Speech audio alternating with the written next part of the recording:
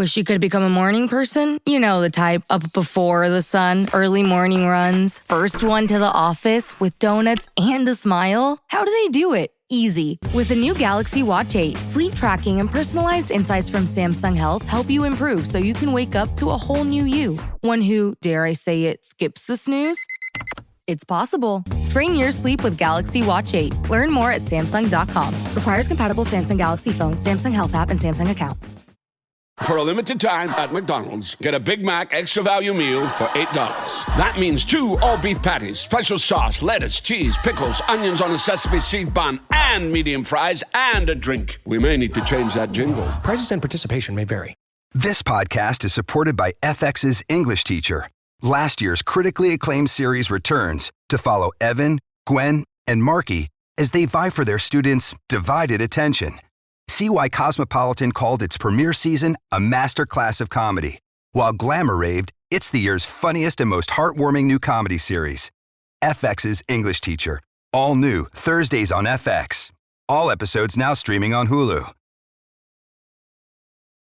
This episode is brought to you by Nespresso and Samra Origins by the Weekend Coffee Collection. Introducing Samra Origins. My collaboration with Nespresso is a connection to my roots, to my mother, Samra. Coffee that hits the right notes. It transports you. Crafted with unique notes and bold soaring flavors. Experience a taste that moves you. Nespresso and Samra Origins. Discover more at Nespresso.com.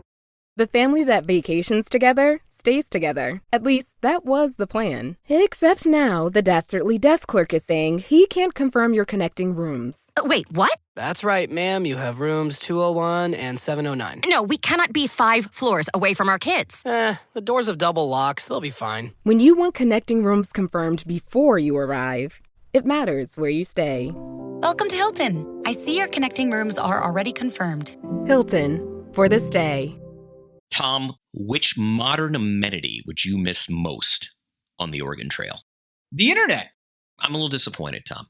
A little millennial for my taste. You should embrace the internetless Oregon Trail. However, I would miss my airline miles.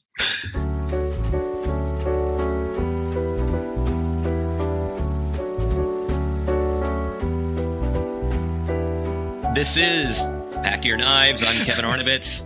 And I'm Tom Haberstroh. Tom, Final Four. Here we are. We have Shota. We have Gabe. We have Dawn. And we have Jamie, who is back from the dead. Last chance kitchen entry. The underdog. And we have a quick fire right off. Yeah. The aforementioned Oregon Trail, only foods and accompaniments that would be available on the Oregon Trail. The pioneers making that 6-month trip. That's what they're dealing with. I feel like that's the millennial threshold generation gap. Like anything younger than me, they might not know what "are you going to ford the river" means or a die of dysentery. So I feel like a lot of listeners watching Top Chef who might be on the younger side are watching and being like, what's the big deal of Oregon Trail? I love that game. And I did love this kind of pitch, is the idea of you're only made available the ingredients of the Oregon Trail. So a lot of dried, cured foods that they presumably would be having available to them. But it did kind of feel like almost like an afterthought, is like, before we go to the finale, we have one more quick fire. It seemed a little like improvising a bit to me. Essentially, the limitations of this quick fire are you're not going to have citrus, which is such an important aspect of cooking because it just, as the chefs explained, it just provides acid, and Kwame has asked at least 7 times this season, is there acid in this dish? And also, you would not have butter and oil. So you're working with lard and, there's not a lot to go on in terms of that sort of base.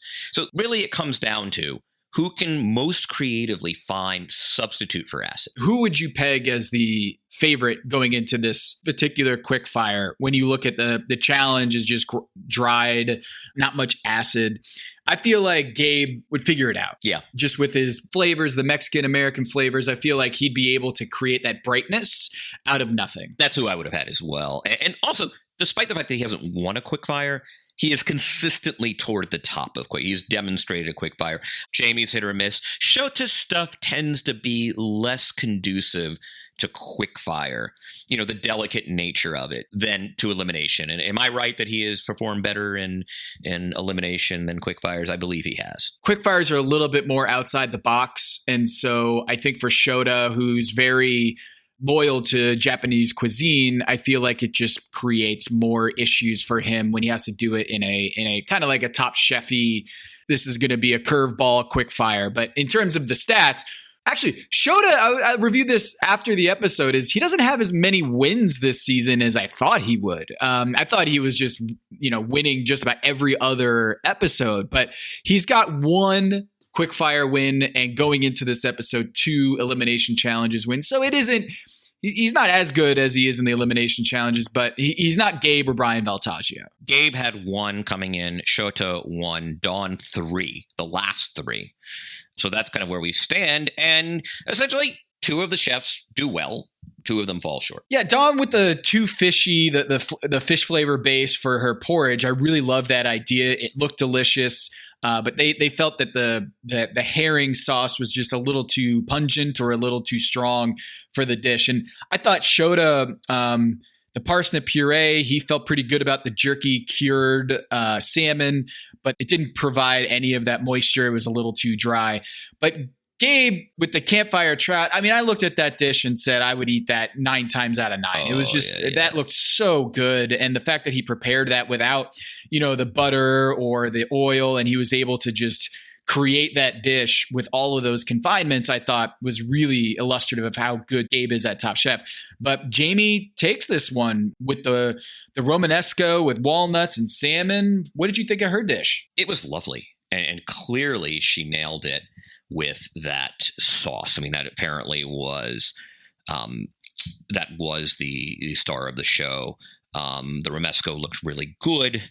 In the texture, I think that I want to learn how to do those crispy parsnips, because they're one of those things that, I feel like crunch is the hardest texture to get if you're a home cook, right? It requires kind of really technically sound frying, whenever you have those sort of, whether it's those dried potatoes or the parsnips, or just crunch is a really tough texture. And I have made it my mission, just as I was going to do, I did Shota's duck, and trying to learn purees. My next thing is I want to learn how to do those little crispies that you can just, kind of sprinkle over a fish. Fish is by definition soft, and it adds so much there. So, bravo to her. I do love, you're right about Gabe. Like, there's something beautiful about a butterflied fish.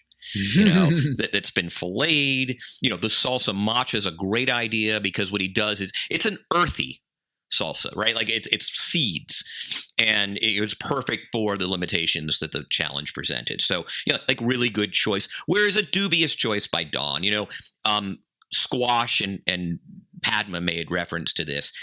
Squash needs some time. I mean, you can fire roast it, but it needs a little time. And the fish base at the bottom of a porridge, she essentially almost, I guess you could call it kind of a quasi dashi. But I imagine that it was just kind of it didn't, it frankly didn't look as appetizing as the others. And you're right about Shota, curing salmon. In some sense, you kind of lose the yummy fattiness of salmon. I mean, that's the coolest thing about salmon, which is it's a fatty fish. Now, by the way, there's nothing, I like salmon jerky as much as the next person. It's a good snack, but salmon should sort of embrace its fattiness, in my opinion. Right. And if you're not going to have butter, you might as well have the buttery salmon, right? Yeah, the exactly. Salmon naturally produces that butteriness to it. And that's, when you get a really fresh sashimi salmon, there's nothing better, in my opinion. It's just so good. Although I got to tell you, I still don't know, because I never see him smoothing it like over the ice. Like I still want to know how Shota gets those purees so smooth, where they look like almost like the plastic Japanese food that almost like I want to get those in that little spoon, and he puts that little rivet in it and puts I am all about Shota's plating. And and I've tried and I have failed. So I don't know if Shota listens, but Shota, how do you get your puree so smooth? Hey, Kevin. So one of the things I loved about the quickfire is that we got like a lot of facts about the Oregon Trail and just like scientific factoids about scurvy and different things that they could bring on the Oregon Trail. And I love that. I thought it was kind of like a pop-up video where you just get these little blurbs of facts. I thought that was really nice. I love the food facts that they brought on this. Jamie wins the quickfire and... All right, let's cut to the cheese. Chase. Once they deliver the elimination challenge, I immediately said, oh shit, I don't think this is going to work out for Jamie. I really love the nuttiness of the reserve cheese. It's so yummy, but I'm nervous about cooking with it. I don't really work with cheese unless it's mac and cheese. Cheese 5 ways is going to be the elimination challenge. And as context, they bring on the world's most charming man, who is Massimo Bottura, who has Osteria Francescana in Modena. Have you been there? I have not. I've been to Modena because Modena is the capital of balsamic vinegar. Like, it is the official town. It's like if you go to Plains, Georgia, and like the pecans, or Vidalia for the onions, and this is my home state, like that is where you go for balsamic vinegar, is where I think a ridiculously large percentage of the world's balsamic vinegar is produced. And he has created in his osteria the ultimate Parmesan 5 ways that includes a demi-souffle of Parmesan, a Parmesan mousse, a liquid cream, a crisp, and topped with a foam.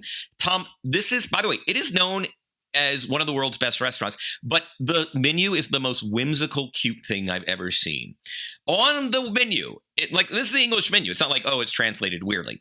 An eel swimming up the Po River, which runs through that region of Italy. It is the "we are still deciding what fish to serve!" exclamation, which is their way of doing market fish. It is this little piggy went to the market for 110 euros. And that is their pork dish, presumably. And it's just a really whimsical menu befitting of a very whimsical dude. If you haven't watched the Chef's Table episode on Netflix with Massimo Bottura, you have to do it. It is so amazing to watch. He is delightful. And I'm really excited that he was a part of this season of Top Chef, even if it is on a Zoom call. He's just so bright, and he's like an elf. He's just so amazing, and just I want to just give him a big hug. It was great to see him. Those I never knew about those dish titles or the on the menu. That's amazing. Like, I'd imagine there's one like bear pawing at a swan at the lake. It's like, wait, how is that a dish? And how is it going to be 300 euro? I don't know, but I want to go and experience it. It was good to see the Parmigiana back, because last season in the LA All-Stars, they went to Parma and they got to do like the Parmesan thing. And so it was cool to see like it coming back on this episode with a twist, is that they're going to go to Tillamook Creamery and get taste some of the cheddar, because cheddar is king over there in Oregon. So I thought that this was a really nice episode because it's a real challenge, but not in a gimmicky way. I think cheese 5 ways is really an obstacle for people who aren't in love with the heaviness of cheese. Me, when I get a charcuterie board, I need like 6 different cheeses on there. I just love just grabbing cheese and the different textures and the different flavors. And I really thought that this episode or the challenge here was really gonna be interesting to see how they navigate this. And for Jamie, she doesn't even really like cheese all that much, and she just think there's a heaviness to it. I got really nervous for her from the start, and maybe this is confirmation bias for where the episode goes, but I just thought that this was not going to go well for her. In the same way, I thought Shota's going to be at a disadvantage here, because cheese is not a predominant ingredient in Japanese cooking. You're not going to a sushi joint and being like, oh, let me get the cheese curds from the top, right? So I just think that maybe that is illustrative of how Shota is so far ahead of this game, and that Jamie, my concerns with her are actually just concerns with when she's having to create something out of nothing, or when she seems to be tied up and how are you going to get Houdini this and get out of it, I have a lot more confidence that Shota's going to do it than Jamie is. There's not a lot of cheese in Asian cooking. I have slight disagreements with you. I thought this challenge was a little bit of a troll. I have no problem with artificial adversity and deprivation challenges, no electricity, no spice. But this notion that, being pushed out of your comfort zone isn't, to me, really a criterion unto itself. Like if you said, you can only use the food in the refrigerator in the teacher's lounge at PS 109, like that would take chefs out of their comfort zone. I think it's fair to say. Doesn't mean it's a good idea. So I think for a final four, I don't want to say gimmicky, as you characterized, sort of the counter argument, but I just wasn't crazy about this one. I was a little better once I saw the creations themselves, but like it's just, this is nothing I really want to eat, except possibly, as we get revealed. Wait, you don't like cheese? Tom, I love cheese. I have a block of Comte in my refrigerator at all times. Often I have a wedge of Morbier. I cook with Parmesan all the time. I'm doing a pesto this season, a mint pistachio pesto out of the Travis Let Jelena cookbook with, pecorino that we have on as a condiment on every freaking dish. I love cheese. I just think that, I don't look. There are a lot of things I love that I don't need 5 ways as part of an entree. You just named 5 ways that you love cheese. But not on the same plate. Yeah, I'm with you. I love a cheese plate. And as a guy who's, kind of kicked sugar for the year, oh man, am I looking for a cheese plate? But I just think, and also, I mean, again, and I appreciate the challenge it presents to the Asian chefs. I do. But, just because something drives you out of your comfort zone doesn't mean it's a good Top Chef elimination challenge. Now, I did moderate that a little bit over the course of the challenge. Yeah. But Kevin, when I think about 5 ways, I think of creativity, innovation, and thinking of different textures and different techniques. And I feel like that in of itself honors the through line of Top Chef is that, yes, we're going to have these weird, gimmicky challenges, but in order to execute, you have to be skilled and you have to have that experience of knowing, how am I going to do cheese 5 ways? Okay, I'm going to do that. And that's what the Massimo Bottura dish is saying, is like the foam, the crisp, the puree, the cream, all of this. It is different ways, different techniques that really make you flex as a chef. And for this episode, again, Gabe, what he produced and what Shota produced, I felt like they were really flexing why they are the favorites to win this whole damn thing. And Dawn and Jamie struggled in the same ways that Dawn and Jamie have struggled in the past. And for Dawn, man, I was feeling for you, Kev, a little. I mean, it just seemed again that Dawn at the classic Dawn at the last second, I don't know if I have enough time. And then boom, she leaves something off the plate. And this was Dawn in a nutshell. The challenge ultimately rewarded the most technically adept chef. I mean, Shota, I think by a good distance, is the most technically adept chef left remaining in the competition. So yeah, ultimately it did reward a guy who's never worked with cheese really, but as you said, had the technical expertise to go over it. Dawn, you and I have been asking for the better part of 3 months, at what point will her lack of time management get her kicked off? Because as I've said, up until this week, she did not produce a bad dish, which is extraordinary. I don't remember, was Paul kind of over time the most, I think, adept chef who never really produced a bad dish. I can't quite remember, but here it was.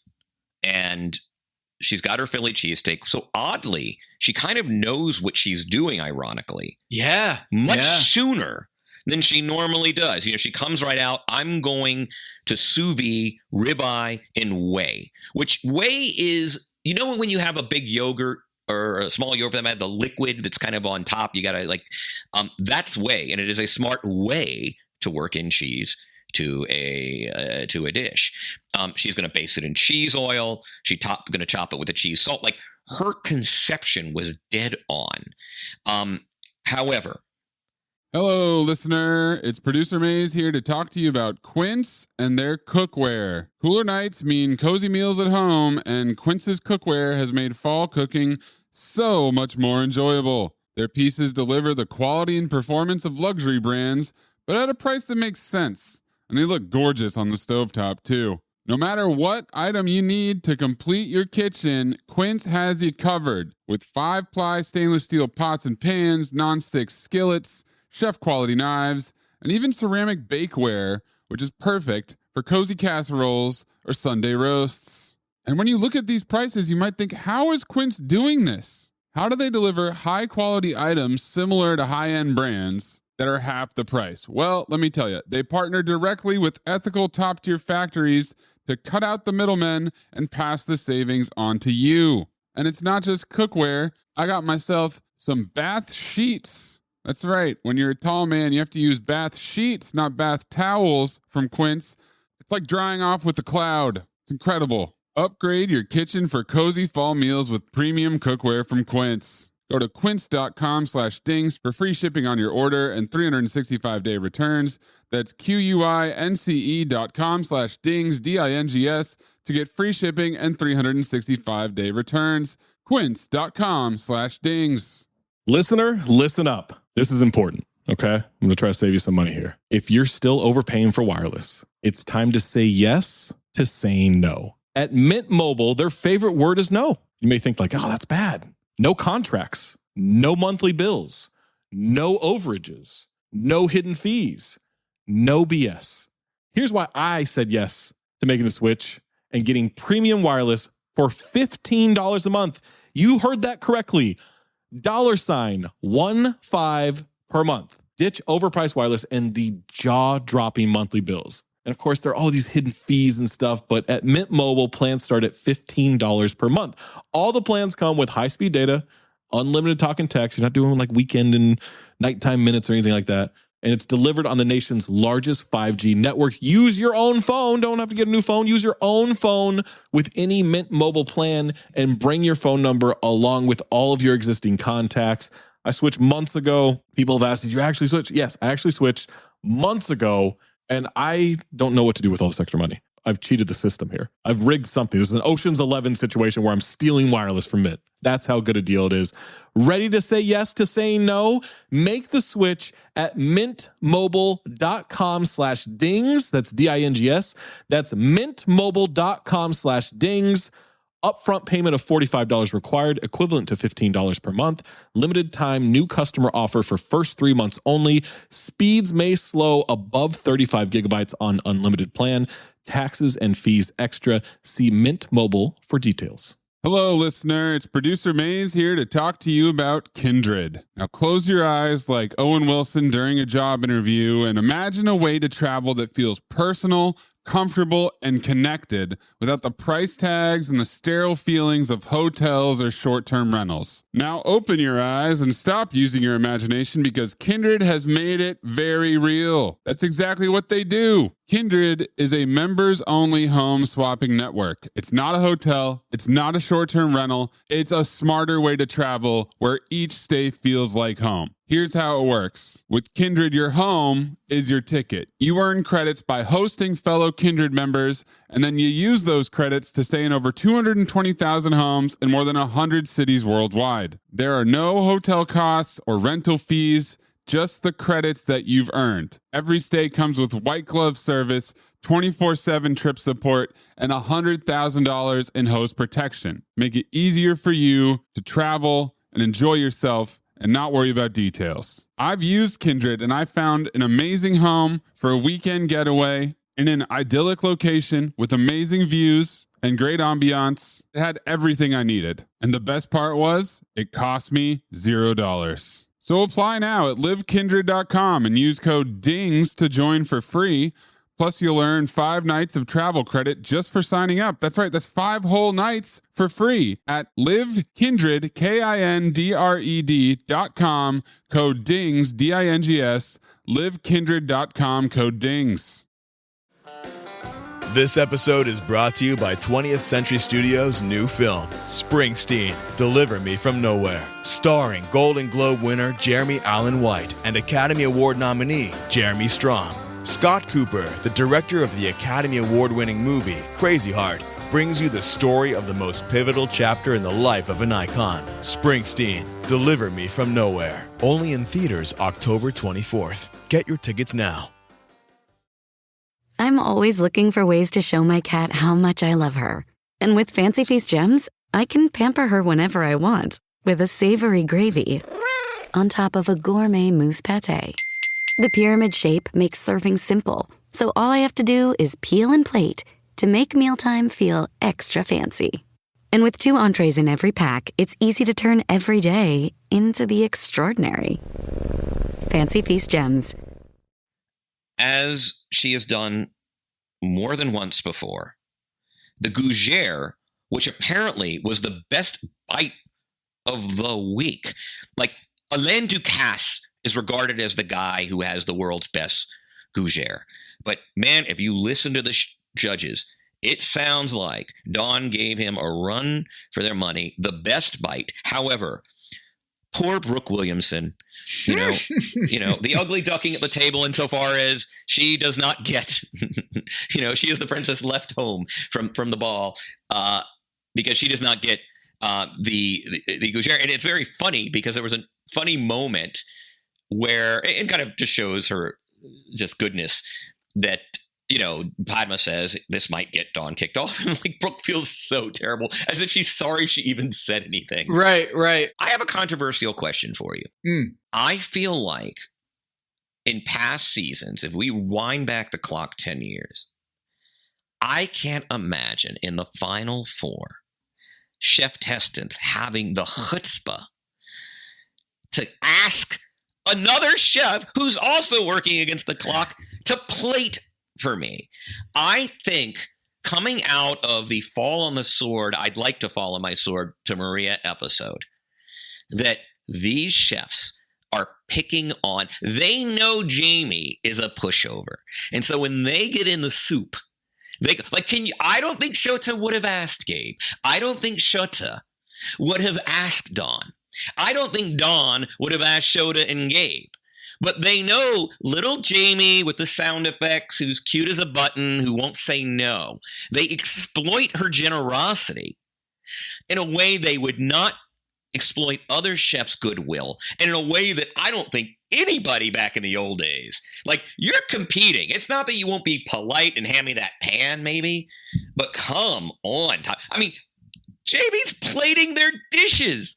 I mean, Jamie, by the way, tell me for a second, if Jamie is not there to help Dawn, and I'm thrilled she was because I got Dawn and you got Jamie, but you tell me for a second, if Dawn doesn't get sent home because as poor as her plating was and leaving off a key element, she probably would have left off everybody's gougère. Shota asked Jamie for help too. And yeah, that's what I'm saying. It's like, what? This is evil. This is evil. You're exploiting her amazing compassion and teamwork, yes. And it's downright evil, Kevin. I couldn't agree with you more. It's Tom Sawyer asking everybody else to paint the fence, and he's sitting back in a chaise lounge or whatever the hell they had back then as a chaise lounge. Just her goodwill was exploited, and meanwhile, the poor woman doesn't have time to thin out her sauce. Right. Like with broth. And by the way, gets dinged for that. Now, I do want to go to Jamie, and as you alluded to, like, didn't make the best decision. I mean, there is sort of this trope in cooking that you don't do fish and cheese. There's a reason you don't see fish and cheese. But so I think ultimately, obviously, this exploitation was just absolutely just unconscionable. However, she did not help herself. No, the fish and cheese, because fish is light and cheese is heavy. I get it, but it's fish and cheese. Like, what is the fish and cheese dish that, I mean, I guess if you get a fillet of fish at McDonald's, they're going to have some cheese on that fillet, right? That's not a real dish. Or maybe if you go to a sushi joint, which is probably not a very good sushi joint, and you go for the Philly roll, which has the cream cheese with the salmon. When is that going to stop? I'm sorry, Kevin. Have you ever met anybody who wants cream cheese on their sushi? Who's asking for that? I don't know. It does seem like an abomination. And Kevin, like, I like a good lox and bagel. Oh, yeah. Context. Smoked salmon and the cream cheese on there, but I don't eat it in my sushi, right? The reason why I'm going for sushi is not because of that, okay? No, this isn't Zabar's. Sorry. So when Jamie's doing this, when she immediately said, I'm going to do sea bass, I don't know. If you're not in love with the flavor of cheese or at least in the ingredient of cheese, and then you're going to do a sea bass, which is just tasteless almost, it doesn't make sense. If you love the flavor and you want to shower the sea bass with that flavor, then cool. But for Jamie, I just felt so bad for her on this episode, coming off the emotional wreck that was the previous episode, and then going to this and then having Shota, who is far and away, I think you would agree that in that kitchen, they probably see Shota as the LeBron James of that cookery. He's like, he's going to be at the finals and we got to take him down. And yet Shota's like, oh, by the way, I'm running a little late here. Can you fry my dumplings for me? There's 3.5 minutes left, and I'm not going to be able to get on the plate. No, I think she plated the dumplings. I don't know that she did the dumplings. Okay, well, whatever. It's the same. No, the point stands. The point stands. When I look at Jamie, I just feel so bad, and that there were valid criticisms of her dish. The sesame sauce felt like a sesame sauce, not an actual cheese sauce. Right? The flavors weren't coming through. The cheese flavors weren't coming through. And, there was criticisms that there was no cohesion and not enough cheese focus. Okay. But man, I just feel so bad for her because she's just trying to help people and they're taking advantage of your friendliness and it just feels exploitative. And you are absolutely right on that. I'm so glad you brought that up. But my question to you, Kevin, is Shota, it seems just kind of unfair. He's like the kid in class that walks into the test day, didn't show up to class all year long, didn't read the textbook, didn't show up at all, walks in and says, oh, we got a test today, and then aces the test. This guy, Shota, doesn't really work with cheese, ever. Doesn't really know how he's going to do the dish and creates just like this symphony of flavor and an amazing dish. He's just got a cheat code at this thing, Kevin. And then to exploit Jamie, man, it just seems unfair. Yeah, it's like drawing Lou Williams in a Switch, And I think you said it before, which is ultimately, and I didn't pick up on it when it was assigned as the elimination challenge, but I do agree. Ultimately, this was an elimination challenge about technique. And you've got a guy who is so technically adept that he can turn manju, which is a Japanese dumpling, into a tofu cheese concoction. Dashi is the base of so much Japanese cooking.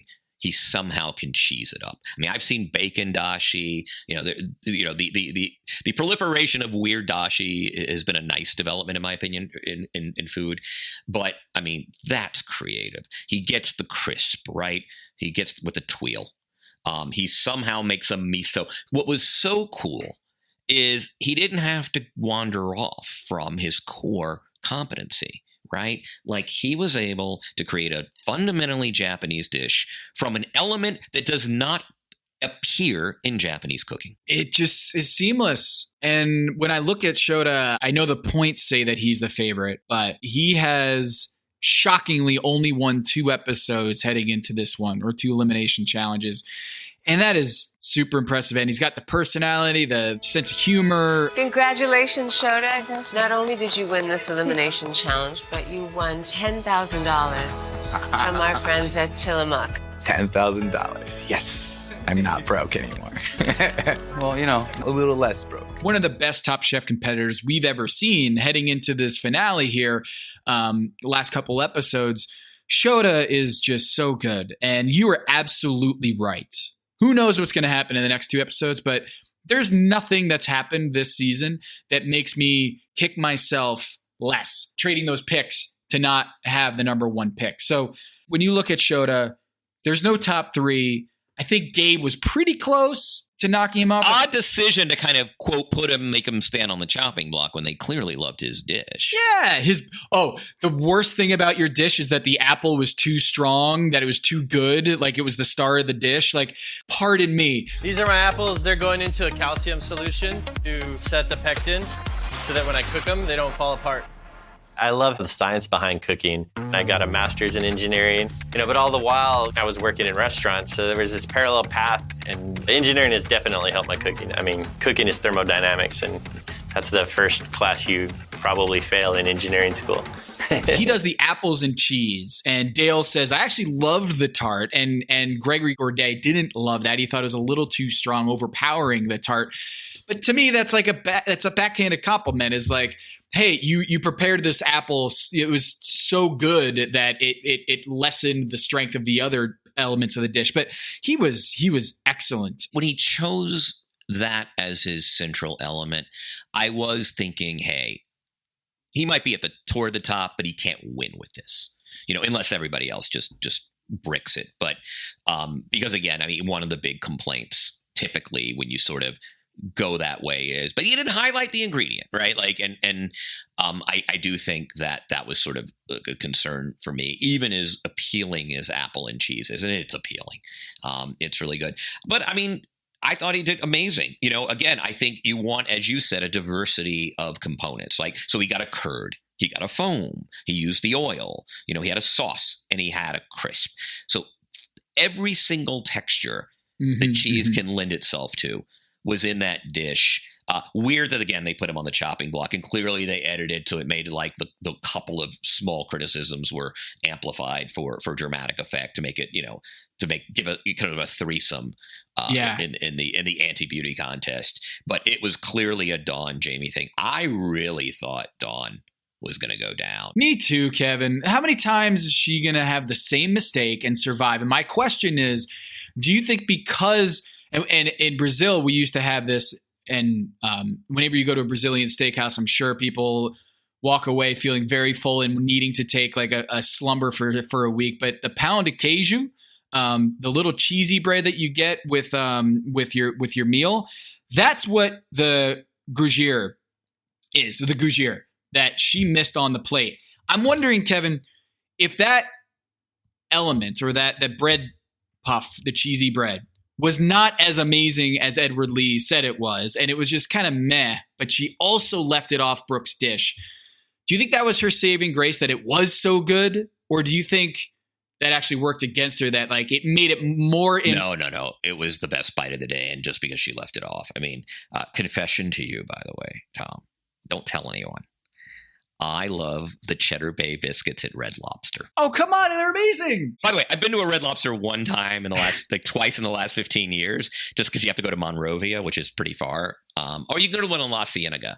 But I got to tell you, I'm about the cheddar. Like in these sort of weird chain kind of sit down restaurants, that is the Bloomin' Onion #1. Okay, yeah. In the chain. Total agreement with you, yeah. But the Cheddar Bay biscuits at Red Lobster, strong #2.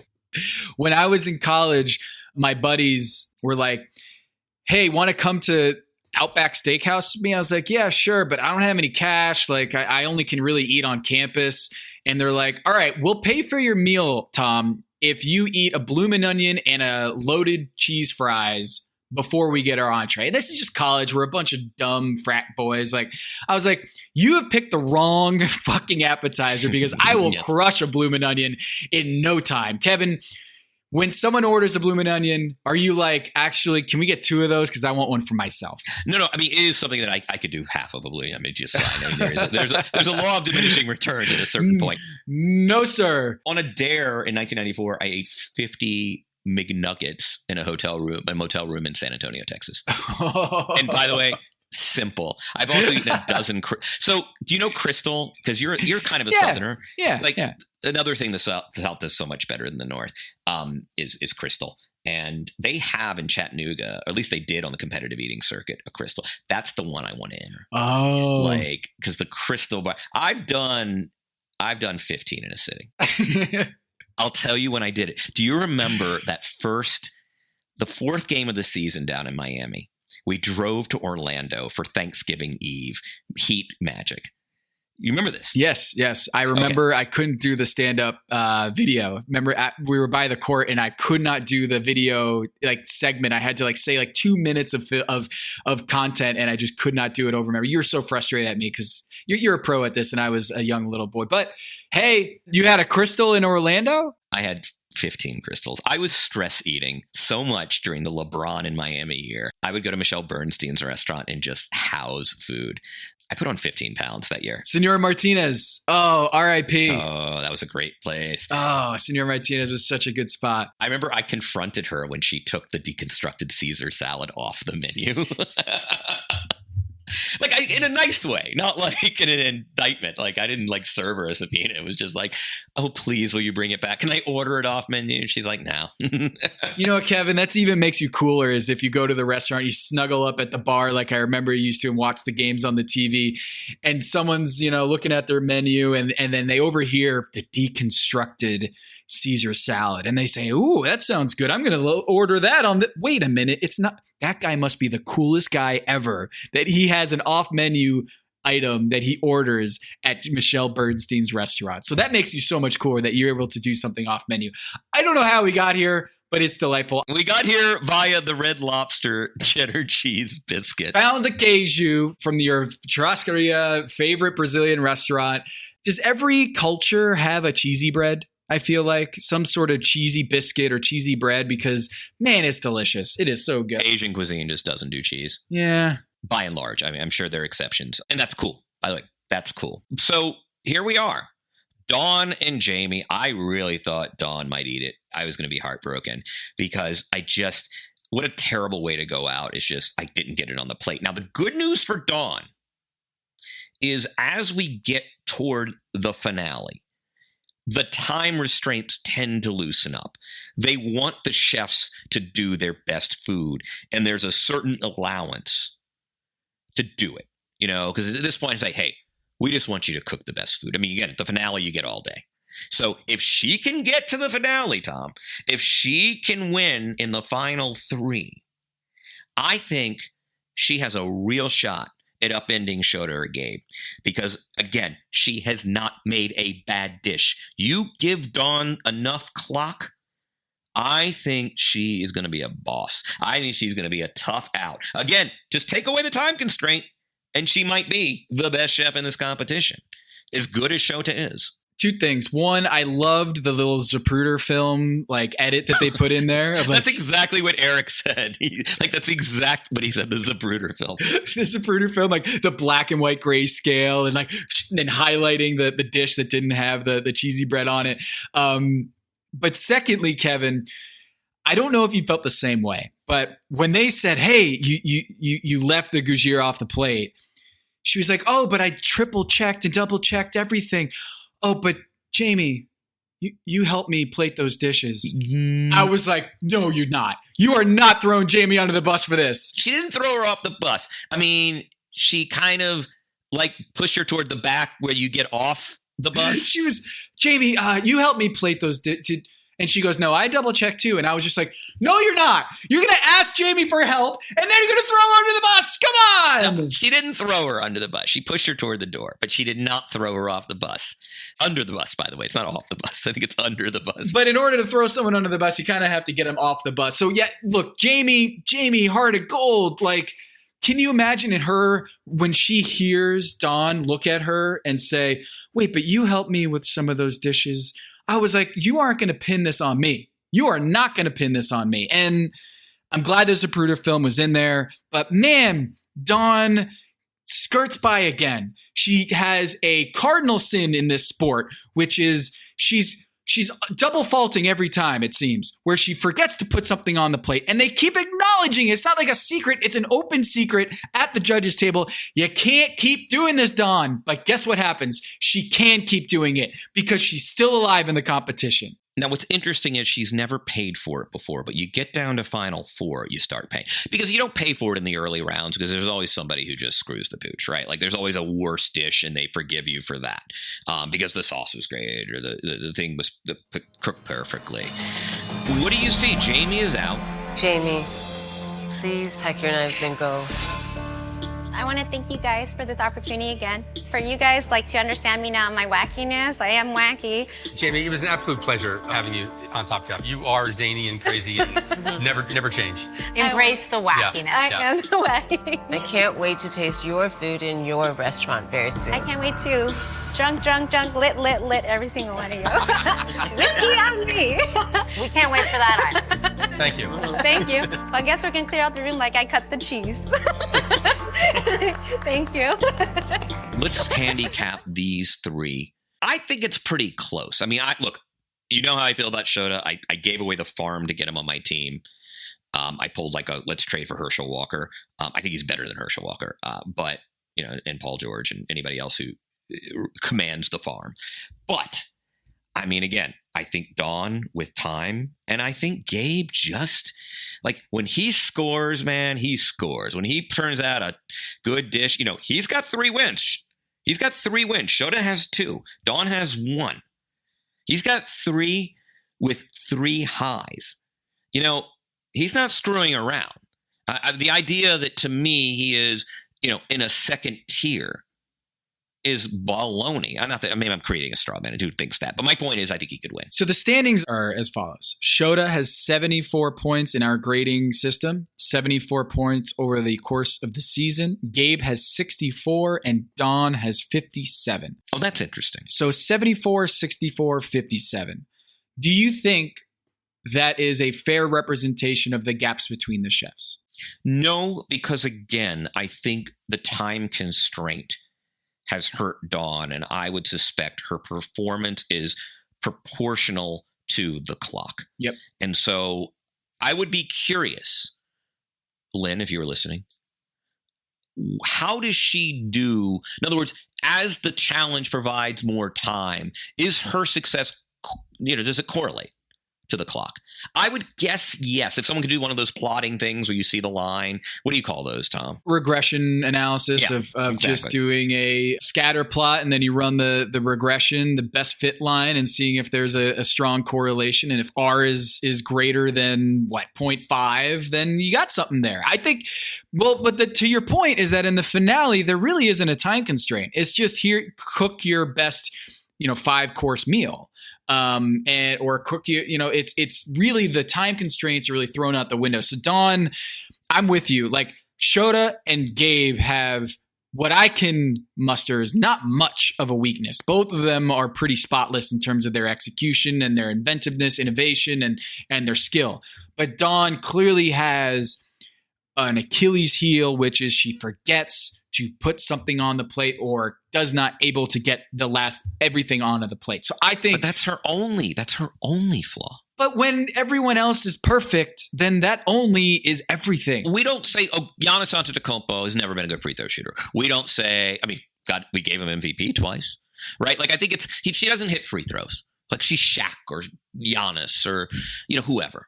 Like to me, again, when she gets the clock, she is fierce. And how many titles does Giannis Antetokounmpo have? Saying. I'm just saying, would you rather have Shota or Gabe and Dawn going into the finale? So basically, Shota or the field? The field. And I'm always, I think you and I know, the field is usually the right bet in most of these situations. Yeah.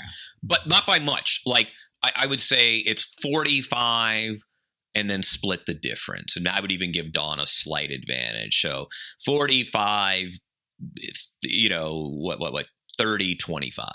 I also had 2 notes here on Tom Colicchio. One, he brought another hat out, which he seems to be a little bit of a hat aficionado that I didn't really know that he was. He had a really funny hat, I guess, with the Japanese challenge, and then he had another one here.